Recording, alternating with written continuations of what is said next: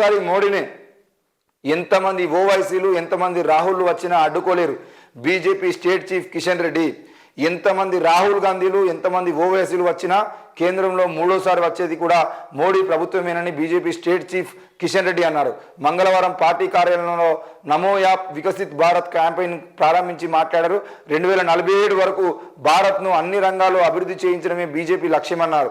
వికసిత్ భారత్ ప్రోగ్రాంలో ప్రతి ఒక్కరిని భాగస్వామ్యం చేయాలన్నారు. బానిస మనస్తత్వానికి ప్రతీకగా ఉన్న బ్రిటిష్ హయాంలోని చట్టాలను రద్దు చేసి కొత్త చట్టాలను రూపొందించుకున్నట్లు తెలిపారు. ప్రశాంత వాతావరణంలో రామ మందిరాన్ని ప్రారంభించుకుంటున్నామని వెల్లడించారు. ప్రశాంత వాతావరణంలో రామ మందిరాన్ని నిర్మించుకుంటున్నామని చెప్తున్నటువంటి కిషన్ రెడ్డి గారు మరి అదే ప్రశాంత వాతావరణాన్ని ఎన్ని రోజుల పాటు కొనసాగిస్తారు?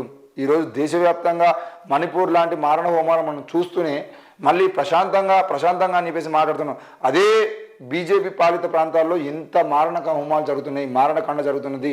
ముఖ్యంగా దళితులకు సంబంధించిన విషయంలో, బీసీలకు సంబంధించిన విషయంలో ఎంతమందిని హత్యలు చేస్తున్నారు అనే విషయాన్ని కూడా మాట్లాడితే బాగుండు. ఇక నోరు తెరిస్తే 24 గంటల పాటు రాహుల్ గాంధీని ఓవైసీని తిట్టేటువంటి పరిస్థితికి ఎందుకు బీజేపీ పడిపోతుంది? ఈరోజు ఓవైసీకి సంబంధించిన బ్రదర్స్కి సంబంధించిన విషయంలో వాళ్ళు హైదరాబాద్ నరేంద్ర మోడీ ఏమన్నా పాత బస్తీకి వచ్చి నిలబడుతున్నాడా? ఎక్కడ నిలబడుతున్నాడు?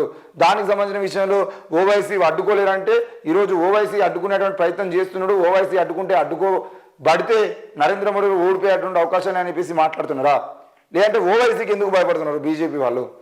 ఈరోజు రాహుల్ గాంధీ అనే వ్యక్తి ప్రభుత్వానికి సంబంధించిన విషయంలో నరేంద్ర మోడీకి వ్యతిరేకంగా పనిచేస్తున్నాడు కాబట్టి నరేంద్ర మోడీ పైన ప్రధాని అభ్యర్థిగా రాహుల్ గాంధీ ఉండేటువంటి అవకాశాలని అని చెప్పేసి రాహుల్ గాంధీ గురించి మాట్లాడాలి. కానీ ఓవైసీ ప్రధానమంత్రితోనే ఒక ఎమ్మెల్యేను ఎంపీని కొనవలసినటువంటి అవసరం ఏమొచ్చింది?